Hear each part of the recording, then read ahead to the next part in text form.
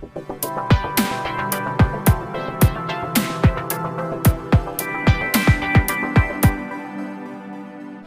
Railway gate क्रमांक 21 तांत्रिक कामासाठी सलग 4 दिवस बंद ठेवण्याचा निर्णय रेल्वे प्रशासनाने घेतला आहे।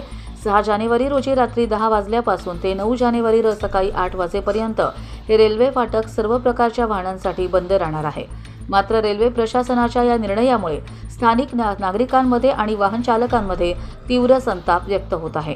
दरम्यान वाहतुकीचा खोळंबा आणि पर्यायी रस्त्यांची स्थिती अत्यंत बिकट आहे। वाहन चालकांना आता दामत रेल्वे गेट ते आंबिवली रेल्वे गेट असा वळसा घालून प्रवास करावा लागणार आहे। विशेष म्हणजे या पर्यायी मार्गावर सध्या रस्त्यांची कामे सुरू असल्याने मोठी वाहतूक कोंडी देखील आपल्याला पाहायला मिळणार आहे। गेल्या अनेक वर्षांपासून नेरळ येथे रेल्वे उड्डाण पुलाचे काम रखडलेले आहे।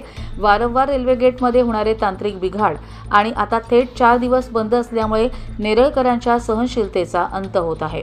रेल्वे प्रशासनाने हे काम लवकरात लवकर पूर्ण करावे आणि रखडलेल्या उड्डाण पुलाबाबत ठोस पावले उचलावीत अशी मागणी आता जोर धरू लागली आहे।